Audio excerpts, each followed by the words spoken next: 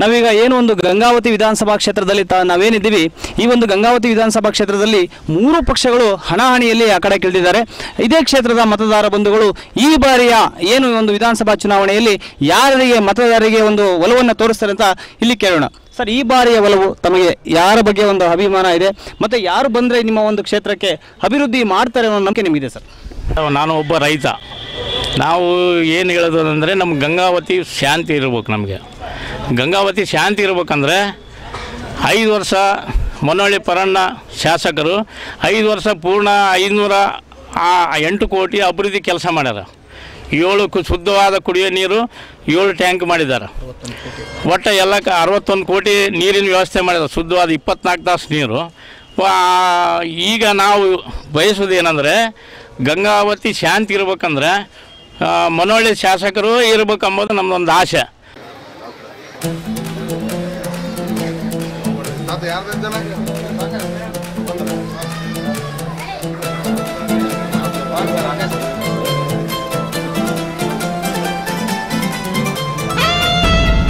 ತಮ್ಮ ಈ ಒಂದು ಏನು ಗಂಗಾವತಿ ವಿಧಾನಸಭಾ ಕ್ಷೇತ್ರ ಏನಿದೆ, ತಾವೀಗ 2ನೇ ಬಾರಿಯಾಗಿ ತಾವೇನು ಸ್ಪರ್ಧೆಗಿಳಿದ್ದೀರಾ, ಇದರ ಒಂದು ಅನುಭವ?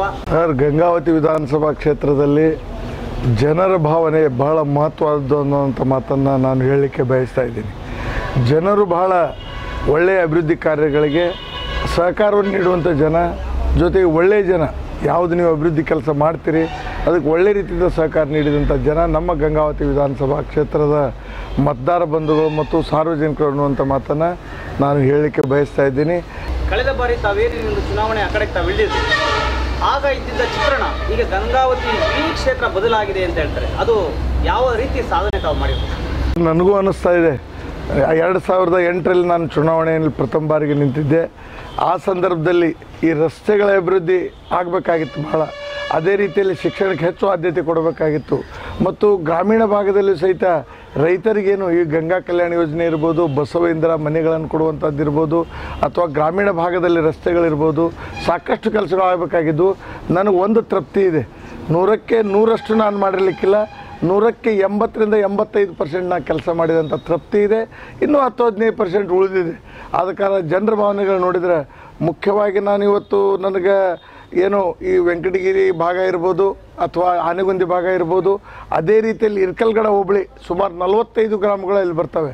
ನಾನು 2007-8ರಲ್ಲಿ ಏನು ಚುನಾವಣೆ ಸ್ಪರ್ಧೆ ಮಾಡಿದ್ದೆ, ಆ ಸಂದರ್ಭದಲ್ಲಿ ಅಲ್ಲಿ ಭಾಳ ರಸ್ತೆಗಳು ಆಗಬೇಕಾಗಿದ್ದು. ಇವತ್ತು ಲೋಕೋಪಯೋಗಿ ಇರ್ಬೋದು ಅಥವಾ ಜಿಲ್ಲಾ ಪಂಚಾಯತಿಯಿಂದ ಇರ್ಬೋದು, ಇವತ್ತು ಎಲ್ಲಗಳು ಸುಮಾರು 80-90% ರಸ್ತೆಗಳು ನಾವು ಸುಧಾರಣೆ ಮಾಡಿದ್ದೀವಿ. ಇವತ್ತು PMGSY, CMGSY ಅಥವಾ ರೈತರ ಹೊಲಗಳಿಗೆ ಹೋಗುವಂಥ ರಸ್ತೆಗಳನ್ನು ಸಹಿತ ಇವತ್ತು ಭಾಳಷ್ಟು ಅಭಿವೃದ್ಧಿ ಮಾಡಿದಂಥ ಕಾರ್ಯ ನಡೆದಿದೆ. ಇನ್ನೂ ಸ್ವಲ್ಪ ಮಟ್ಟಿಗೆ 10-15% ಕಾರ್ಯ ಆಗಬೇಕಾಗಿದೆ.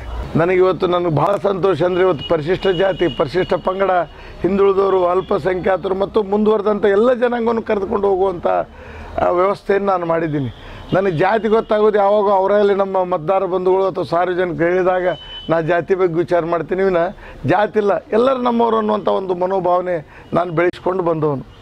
ನಿಮ್ಮ ಮತದಾರರು ತಮ್ಮನ್ನು ವಿಧಾನಸೌಧದಲ್ಲಿ ಪ್ರತಿಷ್ಠಾಪನೆ ಮಾಡಿದ್ರೆ ಈ ಒಂದು ಕ್ಷೇತ್ರಕ್ಕೆ ಅತಿ ಮುಖ್ಯವಾದ ಕಾಮಗಾರಿ ಏನು ಕೊಡಬೇಕು ಅಂದ್ಕೊಂಡಿದ್ದೀರಾ? ಮುಂದಿನ ದಿನಗಳಲ್ಲಿ ಈಗಾಗಲೇ ಕಾಮಗಾರಿ ಭಾಳಷ್ಟು ನಡೆದಿದೆ. ಗಂಗಾವತಿಯಲ್ಲಿ ಕೃಷಿ ಕಾಲೇಜಿನ ಕಟ್ಟಡ ಆಗಬೇಕಾಗಿದೆ, ಇಂಜಿನಿಯರಿಂಗ್ ಕಾಲೇಜಿನ ಕಟ್ಟಡ ಆಗಬೇಕಾಗಿದೆ.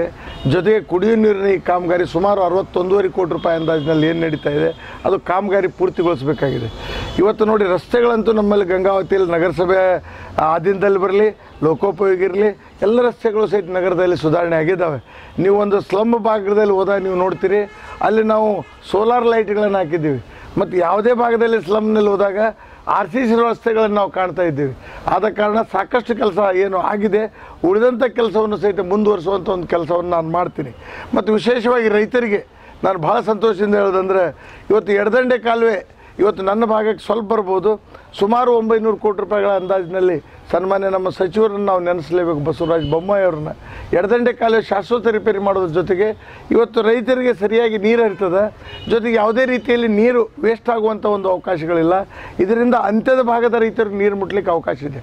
ಆದ ಕಾರಣ ನಾನು ನಿಜವಾಗಿ ನಮ್ಮ ನೀರಾವರಿ ಸಚಿವರಿಗೆ ಭಾಳ ಧನ್ಯವಾದ ಹೇಳೋದ್ರ ಜೊತೆಗೆ ಇನ್ನೊಂದು ಈ VNC ಅಂತೀವಿ ನಾವು, ನಮ್ಮ ಭಾಗದಲ್ಲಿ ವಿಜಯನಗರ ಕಾಲುವೆ ಇದೆ, ಅಂದರೆ ಹಳೆ ಮಾಗಾಣಿ ಅಂತ ನಮ್ಮ ರೈತರು ಏನಿದ್ದಾರೆ ಆ ಭಾಗದಲ್ಲಿ ಸುಮಾರು 250 ಕೋಟಿ ರೂಪಾಯಿಗಳನ್ನು ಮಂಜೂರು ಮಾಡೋದ್ರ ಮುಖಾಂತರ ಇವತ್ತು ಸರ್ಕಾರ ಕಾರ್ಯ ಮಾಡಿದೆ. ಅದು ಎಡದಂಡೆ ಇರ್ಬೋದು ಬಲದಂಡೆ ಇರ್ಬೋದು, ಆ ದಿಸೆಯಲ್ಲಿ ಕಾರ್ಯ ಮಾಡಿದ್ದು. 50 ವರ್ಷಗಳಿಂದ ಅದೇನು ಹಳೆ ಮಾಗಾಣಿ ವಿಜಯನಗರ ಕಾಲುವೆ ಇತ್ತಲ್ಲ, 1 ರೂಪಾಯಿನೂ ಯಾರೂ ಕೊಟ್ಟಿದ್ದಿಲ್ಲ. ಆದರೆ ನಮ್ಮ ಸರ್ಕಾರ ಆ ಒಂದು ರೈತರ ಸಮಸ್ಯೆಯನ್ನು ಮನಗೊಂಡು ಸುಮಾರು 250 ಕೋಟಿ ರೂಪಾಯಿ ಇವತ್ತು ಕೊಟ್ಟಿದ್ದಾರೆ.